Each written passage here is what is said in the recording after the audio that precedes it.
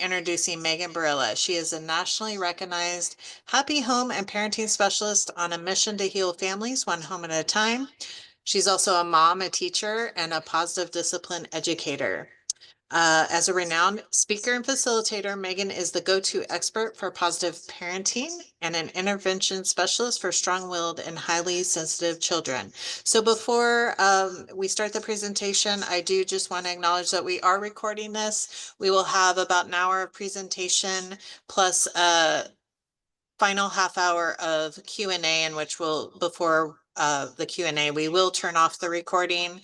But if you have questions and you can't stay for the Q&A, feel free to type them in the chat or unmute and ask them during the presentation, and we will try and address those as we can. Thank you, Megan, and welcome. So much, everyone. Thank you, Rebecca and Aaron and the library for hosting us. Welcome to Toddler Talk. There are some questions in the chat here. If you're joining us live, you're welcome to pass if you don't want to answer them. But if you would like to share, that will give me some insight on what brought everyone here tonight. So welcome to Toddler Talk. And tonight we are going to, just one moment, there we go. Great. Yeah, so here's the questions, and if you're watching the replay, just really anchoring into what do you love most about this age? And then what is your biggest current struggle or challenge with your toddler? Tonight, our goals are to help you grow your love for this age, to hopefully help soothe your stress levels and sail through this age with brain science and simple and effective positive parenting tools. And lastly, we want to come together as a community to optimize your children's brains for a lifetime foundation of security, trust, empowerment, and learning. So thank you for joining us tonight.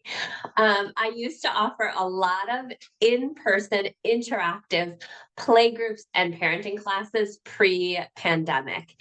And one of the youth librarians, I was coming out of this class with all little ones and parents, and the youth librarian said to me, yeah, humans peak at age 3. And I laughed so hard because I kind of agree with her. This is the toddler age from 18 months to 2.5, 3 years is probably my favorite phase of human development. There's just something so sweet and so expansive about this age. To remember also, this age is the most physically demanding time to be a parent. And also, right now, and some of you have older kids, so you know this, but right now, with your toddler and your little one, you're never going to have more influence and impact over your child's life and development as you do now. And we want to help you maximize it because there are significant challenges to this developmental stage. So here's what we're going to cover tonight. We'll do a welcome. We'll talk about toddler behavior and then toddler brain basics. We'll touch upon screen time a little bit and then intersperse with some toddler tools. Now, we are here today from 6:30 to 7:30, and then we have open Q&A at the end. So feel free as we're going along to interact with the content, to post your questions in the chat. If any of you need to sign off right at 7:30, when you post your question, could you do you know like the asterisk key? It's like the Control Shift 8 on your keyboard. Just put like a couple of those before your question. Then I'll know if you need to sign off at 7:30, you can't stay for the Q&A. I'll know to cover your questions earlier. This is a little bit about me. I'm the founder of the Happy Home Coaching Programs. I like to acknowledge the perspective of privilege that I teach at, especially when we're talking about parenting, because there's no one size fits all to parenting, and parenting has unique cultural and familial influences and values connected to it that we want to honor. So as we go through tonight, I encourage you to use your intuition. Remember that you're the expert on your family, and I'm here to be your support person. I am a single mom to a 16-year-old, and my background is in education. And I've actually taught kids from preschool to the high school years. After my son was born, I heard his little baby spirit whisper in my ear, if you really want to serve children, help their parents. And I became certified in positive discipline. I also have a master's degree in conflict resolution. And during the pandemic, I started to really focus on high stress parenting and supporting parents through pandemic parenting. So it's that experience, as well as my own experience with high stress parenting and being someone who's really committed to changing negative intergenerational cycles in families, as I am a child abuse survivor. That's really my bigger picture for the work that I do. And I'm here to come together in community so we can create a voice for parenting the next generation. Okay, on that note, if you want some additional free resources, I do have a Parenting for the Next Generation Facebook group. You're welcome to join us there. And if you go to meganbarella.com, I have a free masterclass that actually includes a complimentary 30-minute session with me. You are all welcome to schedule that. Okay, so let's go ahead and dive into our toddler behavior challenges. If you haven't yet shared what your top challenges are in the chat, you're welcome to do that. Yeah, so what are we working with? Just real life challenges, aggression and hitting, right? Might be transitions and getting, little ones to do things that they need to do, but they don't necessarily want to do. And as I'm reading through the real life challenges, I imagine that it's not just you. What I want you to know is the challenges that you're working with, to recognize that you're not alone in those challenges, that a lot of those challenges are very real and they come with this developmental stage. Okay. So here's the toddler behavior challenges that are developmentally appropriate, but it doesn't mean that they're easy to support. These challenges, while they're developmentally appropriate, they're still really stressful. Tantrums, biting, hitting, throwing, hair pulling, struggles with transitions, power struggles, a lot of no or mine as soon as your kids can start talking. Parents will sometimes say their kids are bossy, selfish, demanding, not sharing, highly active, always moving, getting into everything, having more energy than we do as adults, and a short attention span. Okay, so a lot of times when parents come to me, they're like, is this normal behavior? And what I say for toddler behavior and kids behavior throughout childhood is 99% of toddler behavior starts off as developmentally appropriate. And it's designed to help them master developmental milestones with parental and teacher guidance. But those developmentally appropriate behavior challenges can easily become misbehavior cycles and what we call negative feedback loop based on our reaction as adults. And that's not to fault you, me, or any of us as parents. It just means if we don't love the way we're responding to our children's behavior, it just means either we don't have enough support, our stress levels are high, or we just don't have access to the tools that are going to work best for our family. And I hope to help bridge some of this. Yes. Okay. Yeah. Great. Thank you, everyone, for sharing in the chat. Okay. So here's what can happen. We've got at the top in pink there, the toddler's developmentally appropriate. yet challenging behavior. And what happens is when we can respond negatively or we enable the behavior, then the child's negative behavior tends to intensify. And then what happens is our negative response and our negative behavior intensifies. And that loop, we can go around and around, and this feedback loop and negative behavior pattern can get really solidified. And sometimes I'm working with families who say, their child is 13 and they're like, yeah, I know that this pattern started when they were toddlers. And so if you're in a negative behavior loop or negative behavior pattern with your children, just know you have my empathy and support. You're not alone, and that positive change is always possible. I am getting over a cold, so I just want to, hopefully, I won't start coughing.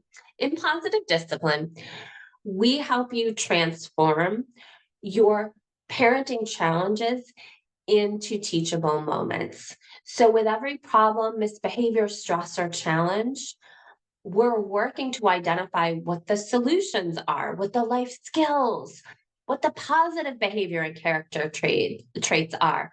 How can we work to meet a family's needs? And where's the strengths, the gifts, the joy within your current challenges? So when you're reading this list, I don't know why. Oh, geez. Oh, there we go.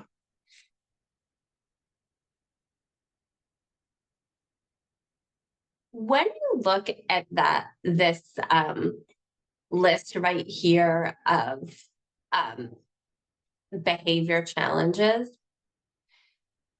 just share one if you feel like somewhat affirmed and validated that you're not alone um, with these challenges. And then if you feel that, you know, I hear that I'm not alone and I still feel overwhelmed, then drop a 2 in the chat.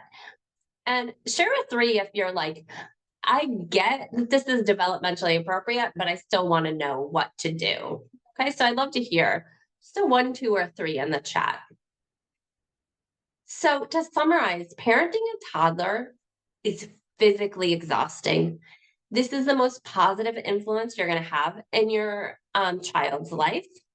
And when you can master a positive parenting approach at this age, it's not like parenting ever becomes perfect or life becomes perfect, because that's not possible. But our goal is to make everything easier and more enjoyable. And then our goal in this age is to set the positive parenting foundation that can be in place for the rest of your child's life. The other important piece about parenting a toddler is the landscape of parenting today. In fall of 2021, a national state of emergency was declared in children's mental health without adequate resources allocated. So we are parenting today in this landscape of very high stress parenting with stressors on our mental health, on basic needs in families, and not enough support for families. So want to remind you that stress is the problem, not you and your children. Also, when we talk about supporting our children's behavior, discipline actually means to teach, not to punish. I always thought discipline meant to punish, but it means to teach. And so we want to help you be in your proper teaching role of leadership in your family. What parents are telling me and what I'm finding is that consequences and rewards really aren't working for this generation. They're not teaching them the life skills, and consequences and rewards aren't working necessarily to increase cooperation in families. And I'd love to know if you feel like that's the case in your family, or what's been your experience with using consequences and rewards. And again, there's no right or wrong. I would just love to hear your lived experience. We want to shift into empathy and empowerment instead of consequences and rewards. as your primary discipline tools. And for most of us, we're teaching ourselves a new way of parenting while also teaching our children simultaneously. A lot of parents will say, I want to make significant changes to the way that I'm raising my kids versus the way that I was raised. And that's a lot more work.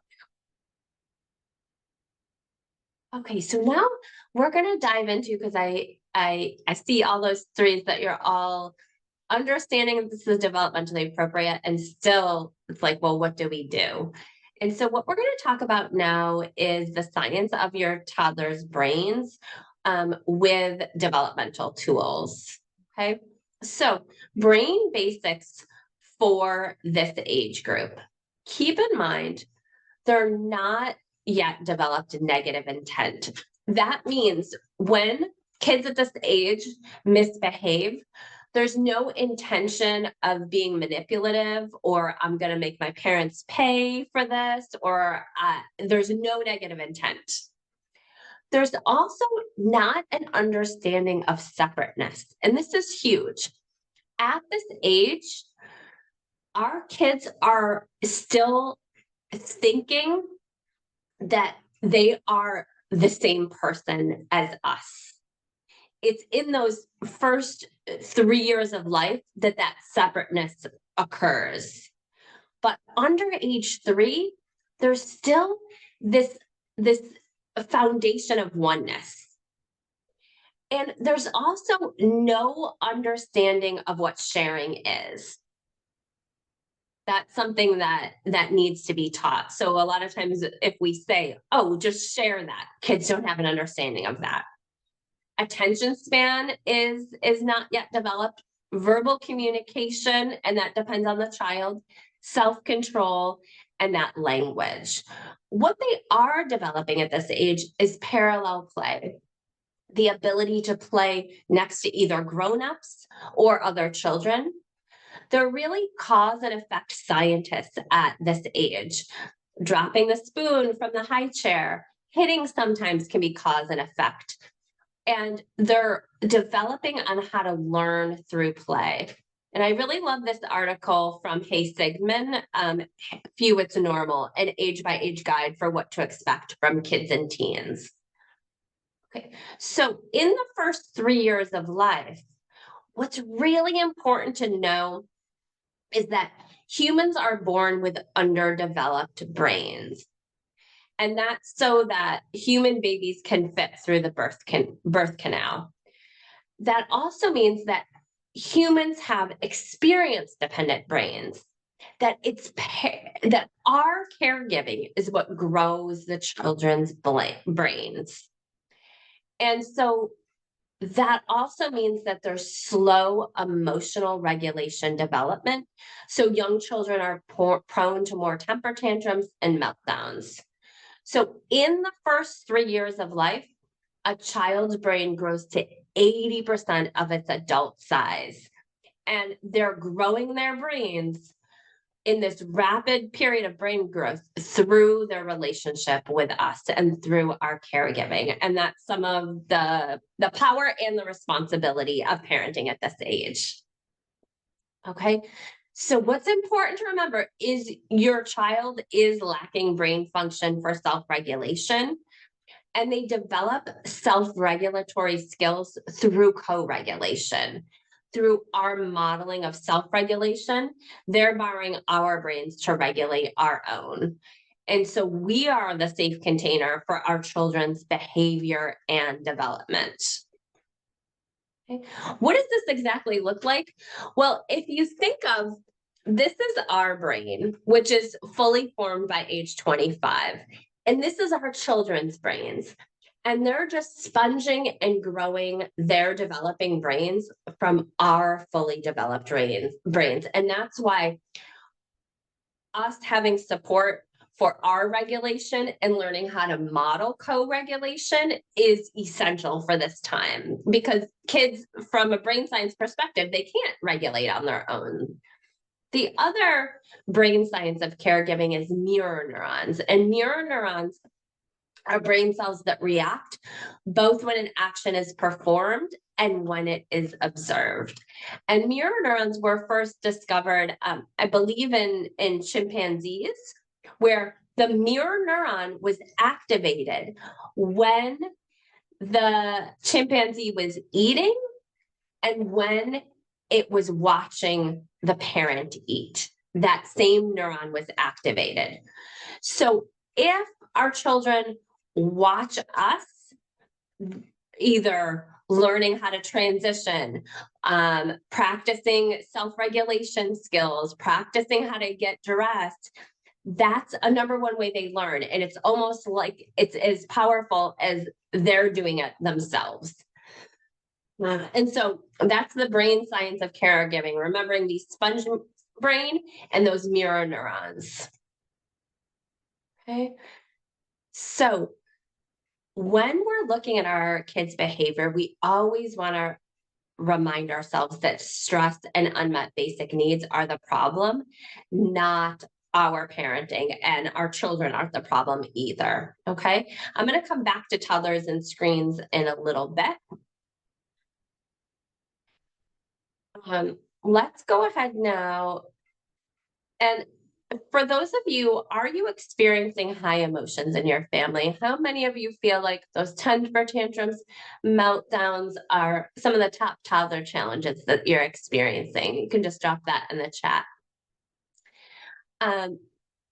When we're thinking about modeling co-regulation for our kids and remembering that our kids are borrowing our brains to grow their own, this is a great model of our brain. It's called Brain in the Palm of Your Hand. And how many of you are familiar with flipped lids? Oh, thank you for posting that article. Okay.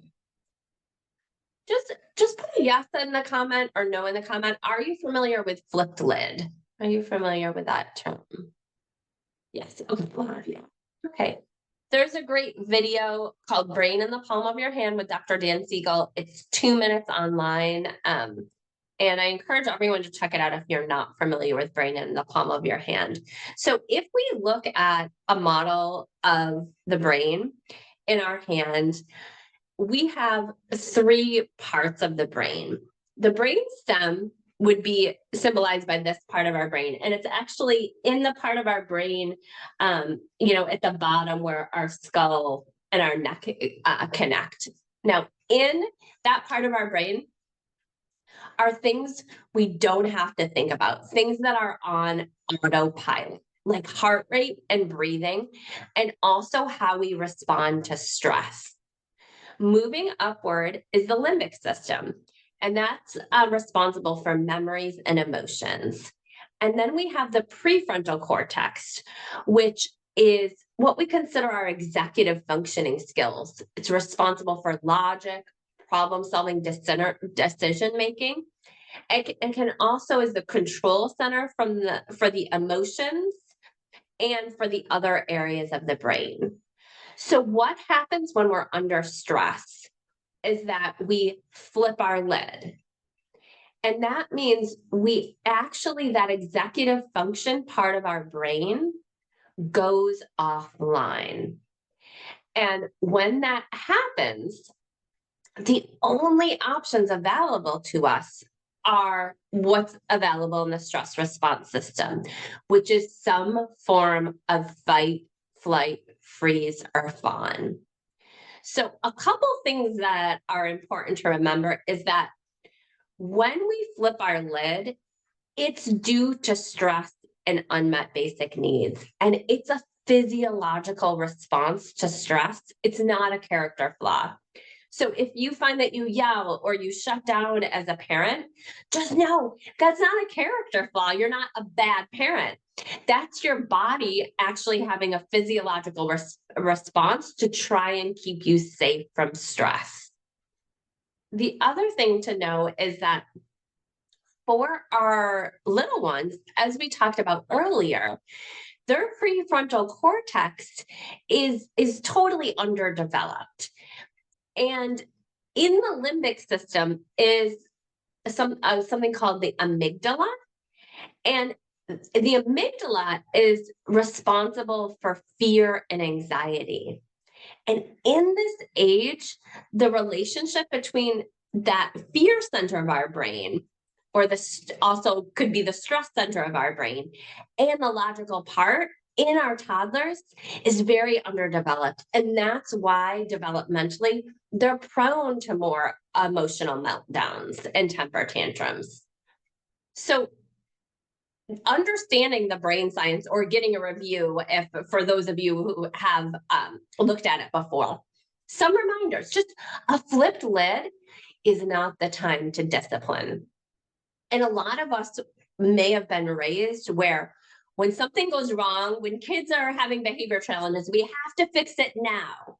But what we know is if we try and discipline when our kids have a flipped lid or we have a flipped lid, that teaching and learning part of our brain is offline. And remember, discipline means to teach, but during flipped lids, no teaching and learning can happen. So no one with a flipped lid has access to the teaching and learning parts of our brain. So the goal when emotions are high, there's a flipped lid, temper tantrums or meltdown, is to maintain our emotional support for ourselves and our children, to focus on physical safety and calm as a parent. And then if we can do that, and that can be a process to get there to support our own regulation, then we're modeling that for our children, okay? The other important thing to remember with flipped lids is those mirror neurons. If we see someone flip their lid, especially if stress levels are high, like if our kids flip their lid, remember that we may be wired to flip our lid as well. And that's why it can be hard to stay calm when our kids are having a temper tantrum. For our children, if they see us flip our lid, then it's chances are that they're going to flip their lid as well.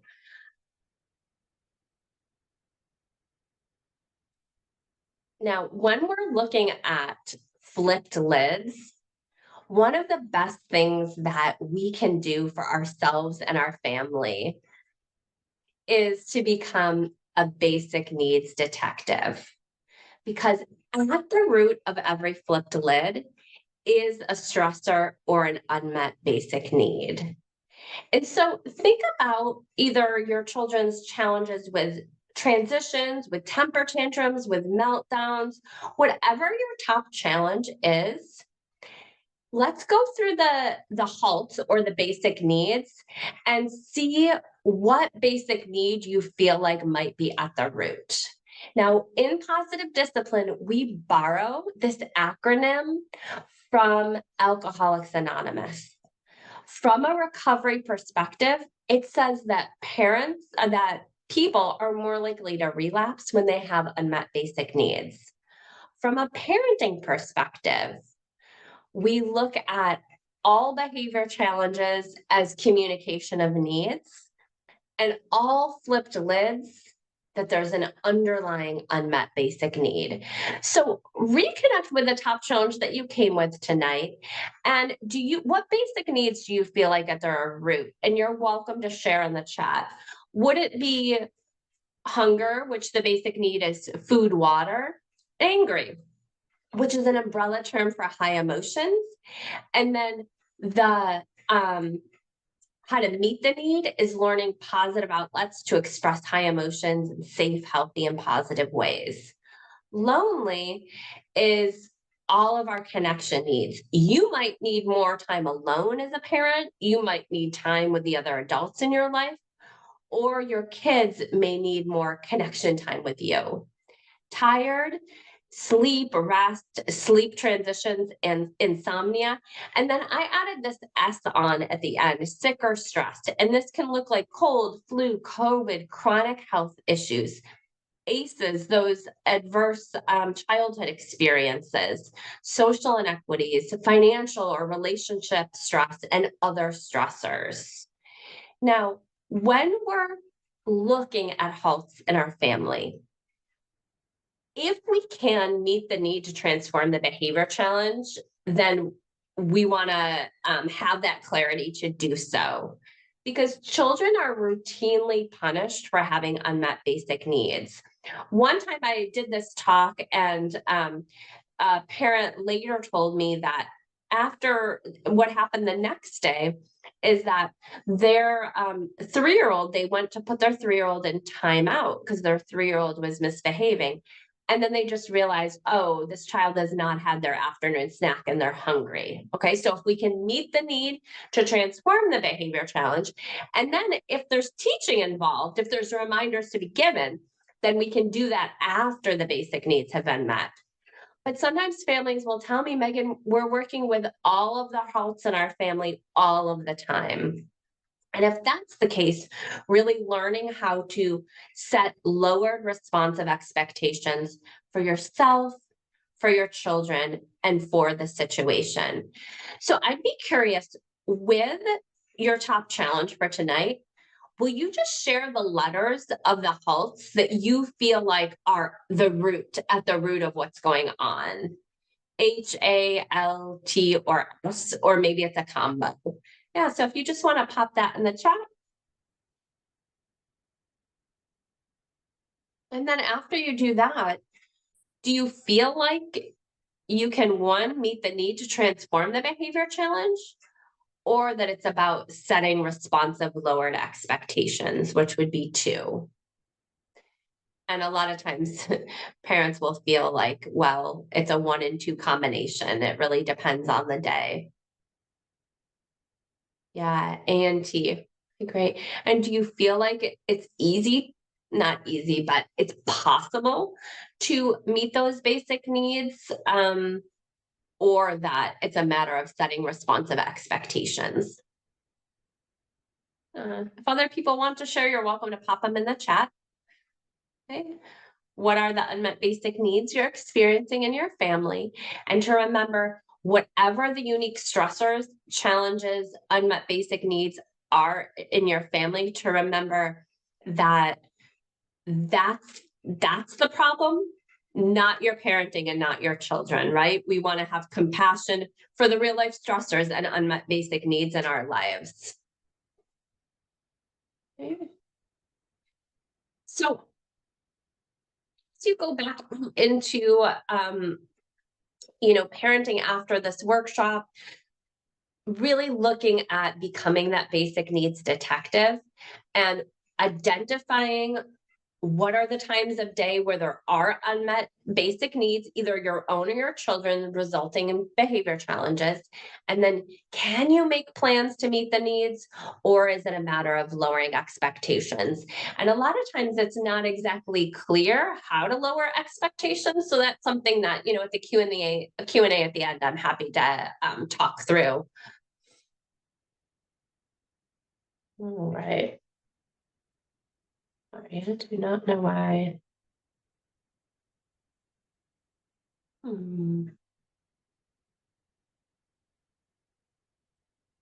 Sorry, everyone. I don't know why I haven't had this problem with my mouse before, but it seems to be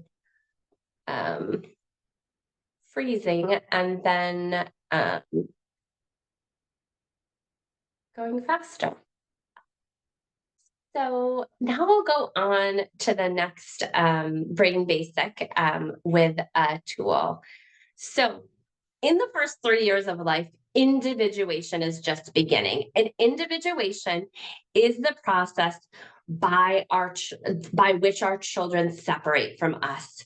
And remember how I said that this is just developing, this concept of separateness, where children finally realize, oh, I have a separate identity than my parent. I can say no to them. I can do something different than them. Until about 2.5, from a child development perspective, our little ones really think they're the same person as us. And so the other brain basic of this age is that children really are cause and effect scientists. And a toddler's job is to explore their world. Our job is to create a safe container for their exploration. And one of the ways that we can do this is through the language that you're using. And we're going to do a little experiential activity. And so, what we're going to do is I'm going to have these two sets of commands in round one and round two.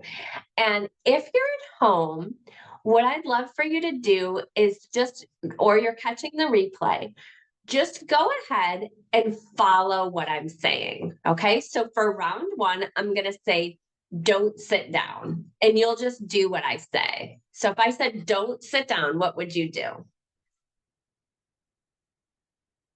Right. And don't put your hands by your side. So if I said, don't put your hands by your side, what would you do? And don't look at me. Don't stand still. And don't stand up. Okay, so that was round one. Just notice what you're feeling and what you're thinking. Now we'll do round two. Stand up, put your hands in the air, put your hands down, look up, and sit down. So I'd love to hear anything you want to share in the chat. What was the difference for you between this round one and round two of commands?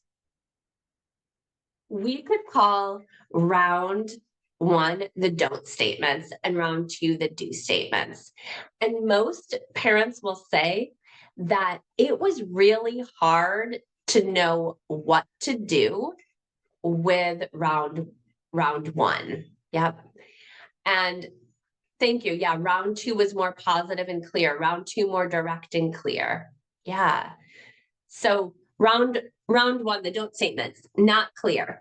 It also sends the message that the world is closed for exploration. Did any of you, when you hear don't do that, you wanted to do the opposite?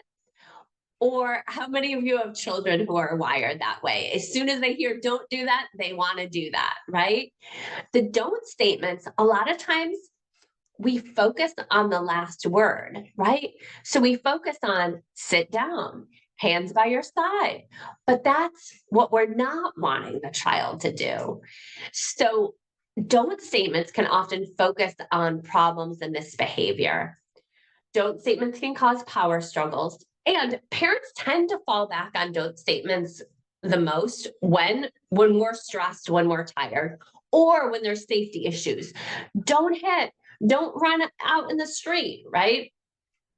So with the do statements, all of you are saying they were more clear, positive, focus on the solutions, build collaboration and cooperation, send them the message that the world is open for exploration to our little scientists.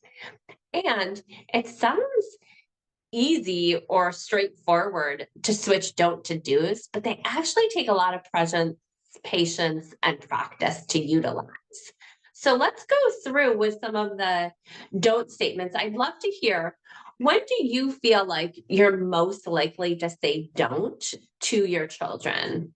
And if you want to share that in the chat. And then when you think of your don't statement, what would be the opposite of that? What do you want your children to do? So when are you most likely to say don't to your children?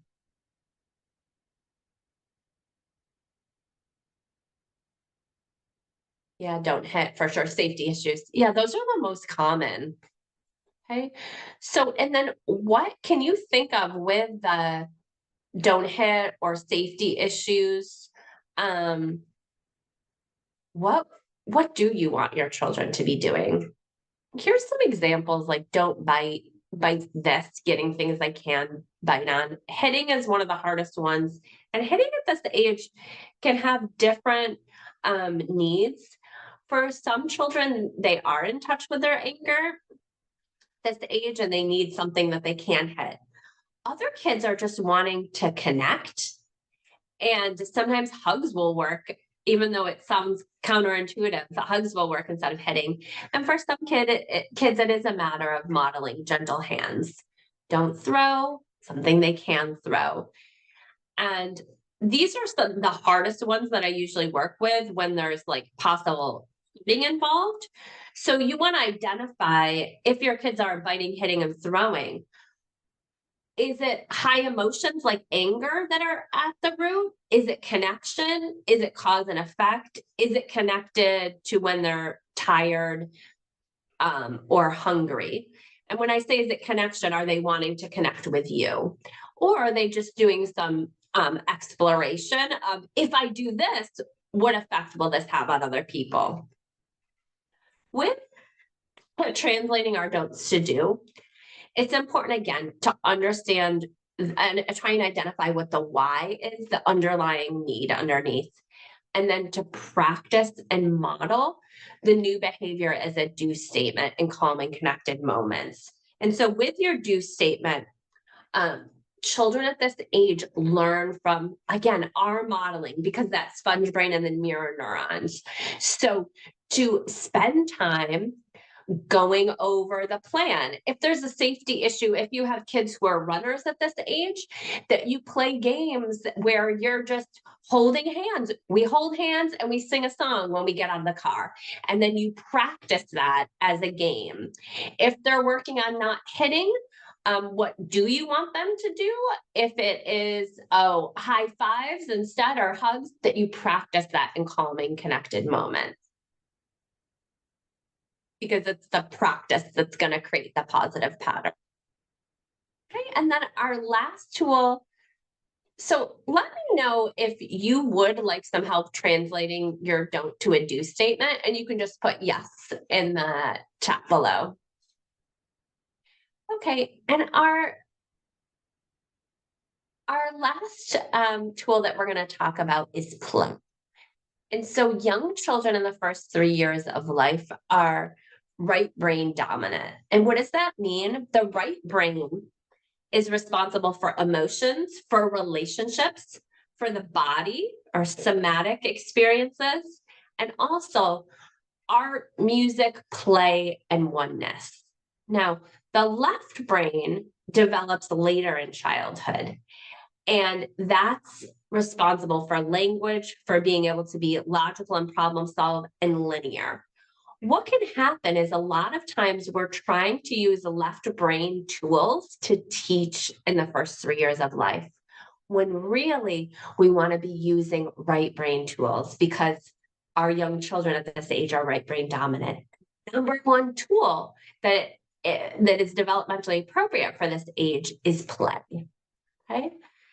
So I'm going to go ahead now. I'm going to just go through for play. Yes, please. Okay, great. So hopefully you can stay on at the end when we open up for questions. So that's why play is the way at this age. For children up to 6 years of age, and especially for birth to 3 years, our kids' concept of play is play and having fun. It's how they learn. It's the work of toddlers, and it's how they experience love and positive relationship.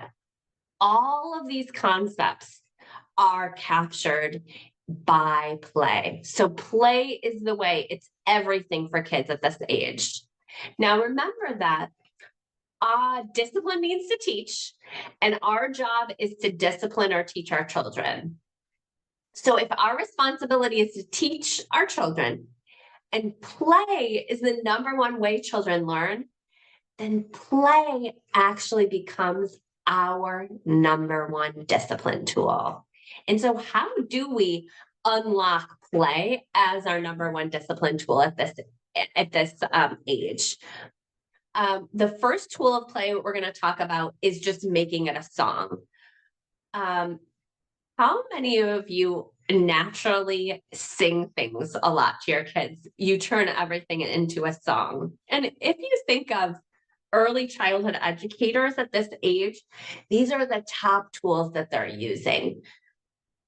Parents sometimes sing to, get their kids ready for the bath, cleanup song, to go over sibling expectations, to give those reminders about staying together, getting ready, transitions, to go over rules, and to give reminders about mealtime.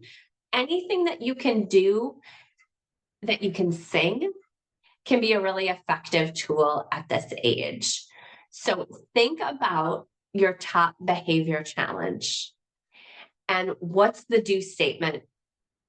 That challenge, what do you want your children to be doing? Or what would be the positive expectation for that challenge?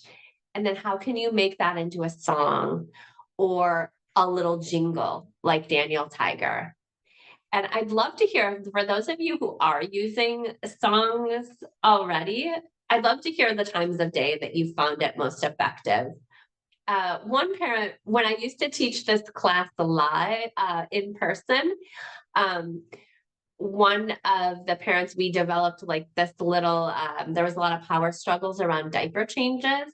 And then we developed this like fun little jingle to sing about diaper changes. And, you know, that had really helped transform the power struggles around diapering and around diaper changes. Okay. So making it a song, just singing everything. Number two is just being animals. If you can have the favorite Stuffy give the reminder, you can role play how to be gentle with our hands, how to go through the transitions with the Stuffies, or giving choices how they want to do something. I had a mom of twins who was having a lot of challenges and power struggles around potty training. And she used, do you want to pee like a monkey or a tiger? You decide. I have no idea what that looks like in real life, but that really engaged her twins and transformed the power struggles. Or you can become the animal.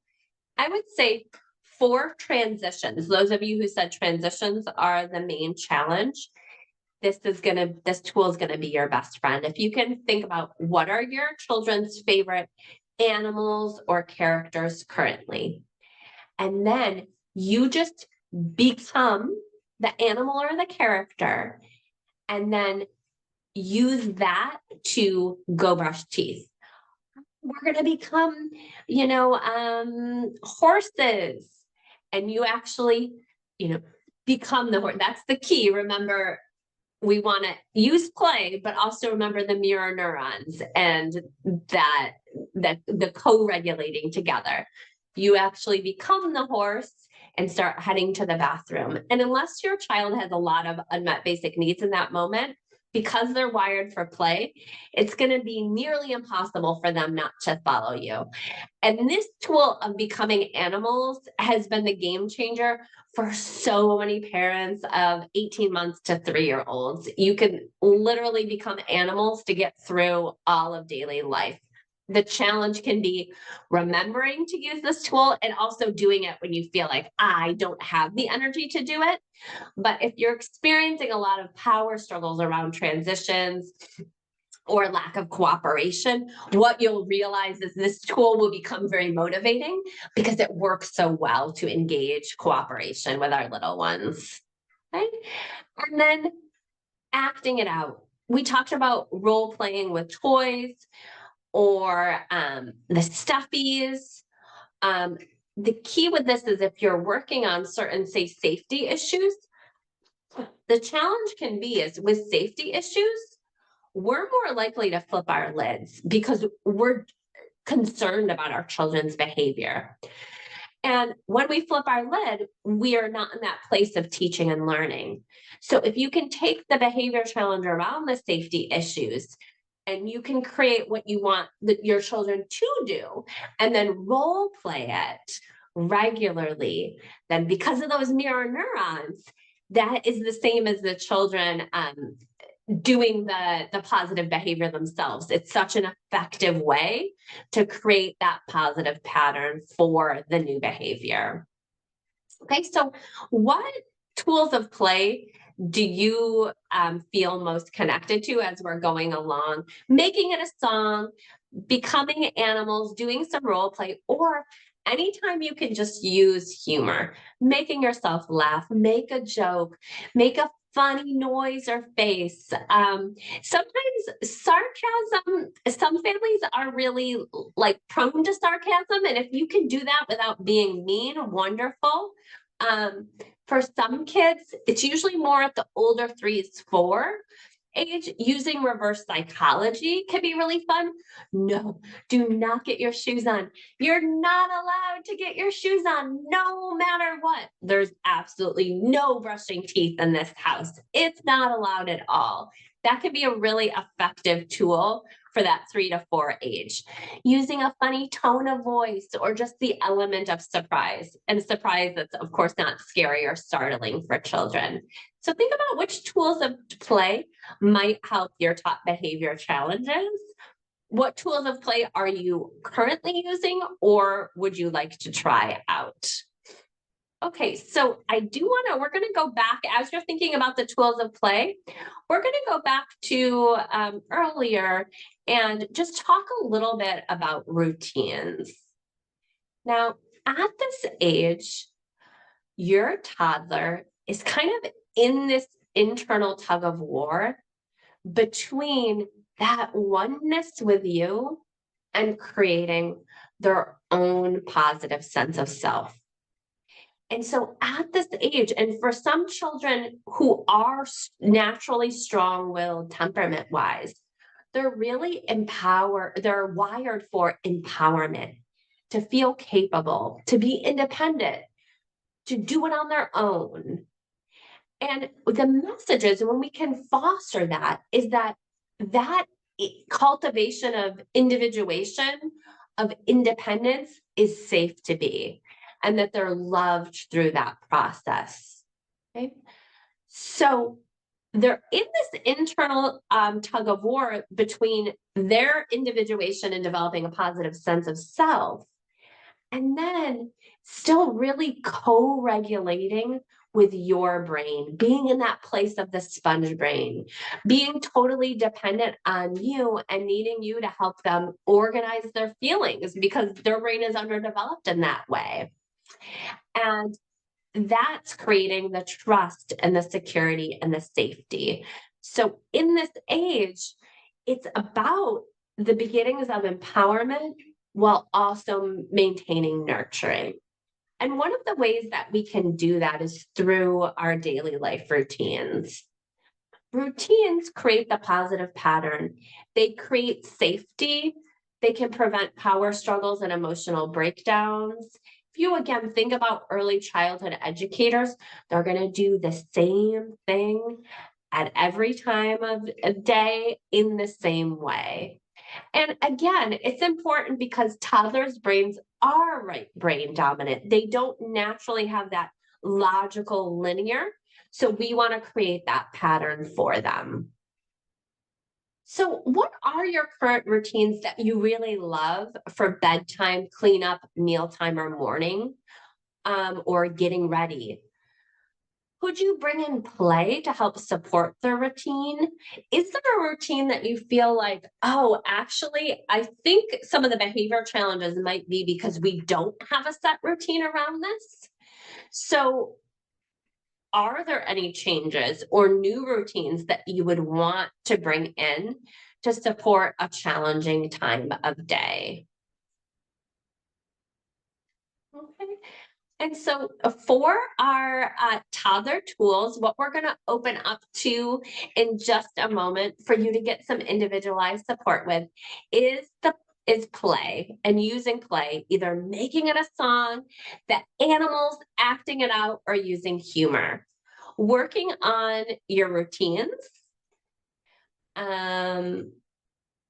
shifting from don't to do statements,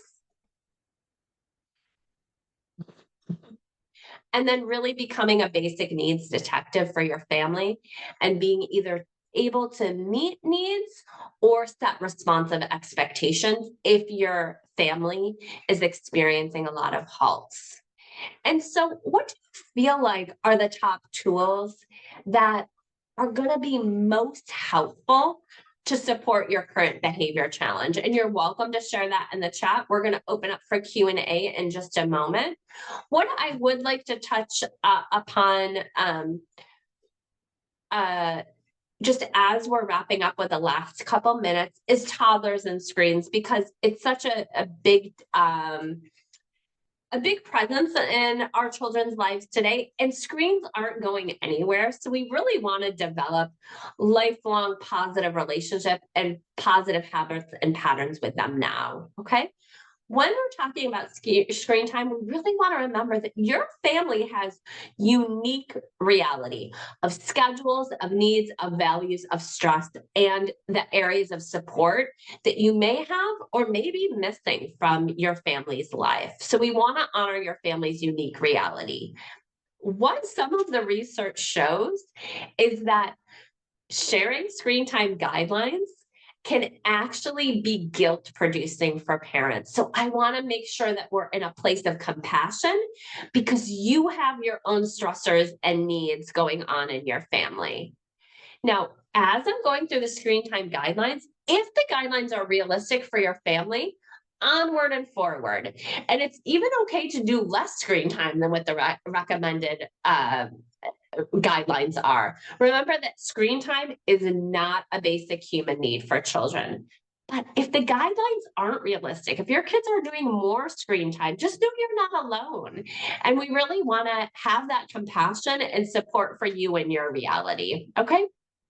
These are the basic guidelines from the American Academy of Pediatrics and the World Health Organization. What it says is birth to 18 months, limit screen use to video chatting along with an adult. So video chatting with family members. And then limit screen time to watching educational programming with a caregiver for 20 to 30 minutes a day. 18 to 24 months. I think that this really doesn't address the need that parents have today to have a break. Most parents are using screen time to get a break. So watching educational programming with a young child probably isn't going to do it, right? And so we want to honor that. And then from ages 2 to 5, screen time should be no more ideally than 1 hour weekdays and 1.5 hours on weekends. Okay. And some families are screen free, and that's totally fine too. Again, screens are not a basic human need. And if you're doing more than the recommended guidelines, that's okay too. We don't want the guidelines to produce parenting guilt or additional stress. There's enough parenting stress. Okay. Agree. My overall ideal screen time recommendations would be the same, and also that little to no screen time is fine. If you find that your kids are having screen time or having more than the recommendations, please, again, don't fret, don't worry about it. What I would say is ideally, just keep it to TV on the big screen. If we can move away from small devices for our kids and go to slow programming on the big screen, Daniel Tiger, Little Bear, Bluey, 1980s Sesame Street, and just keep it on the big screen. No YouTube for this age, and I don't recommend YouTube ideally for children under age 12. The reason is that we cannot control the content on YouTube, even YouTube kids. And I've heard horror stories of small children being exposed to pornography on YouTube. So I just say just cut out the YouTube with the little kids. And if you can, just keep TV on the big screen with slow programming. And then if your kids are getting more than the daily recommendations, it's really not as big of a deal. Okay, what we know in early childhood, language is important for children because it helps them get their needs met, right? And when they can express verbally, then there can be less temper tantrums and meltdowns, okay? Screen time in excess, it just reduces the amount of quality interactions between children and their caregivers. And that's how kids learn language. So too much screen time can potentially have a negative impact on language development. And what does that, there's also some other research that high media usage can be related to poorer cognition, language, and socio-emotional skills, okay? More frequent parent-child interactions are associated with more positive outcomes in learning for children. Again, A lot of times parents are using screen time to get a break. And if you need that break, we want to support your well-being. Um, One of the things to be aware of with screen time is using screens as digital pacifiers. And what that means is managing children's emotions with technology. And unfortunately, that can only make them more likely to react intensely to feelings like anger, frustration, and sadness. And then children aren't learning other coping skills. Short-term peace can come at the price of long-term, more emotional dysregulation. If you do feel like, I kind of am using screen as a digital pacifier, in other words, I'm trying to help keep my child calm on the screen, just know that you're not alone in that. And you all are welcome to go through that happy home week and schedule a free 30-minute session, and we can talk about supporting your family. Okay. Just remember, generally, children need humans, not screens. So the bottom line is, if you're using screens to support your stress levels because you need a break, please do that. Take care of yourself. No one knows what it's like to be in your shoes except for you. Just try and keep the technology to the big screen with slow programming. But if you're like, well, I don't really need my kid to be on screens right now, I just feel like, oh, maybe there's benefits. Just remember, it's okay to not have screen time. Babies and toddlers are going to learn the most from human interaction. And screens are really, if anything, it's going to result in potential negative outcomes, not positive outcomes for young children. And this study is from UNICEF.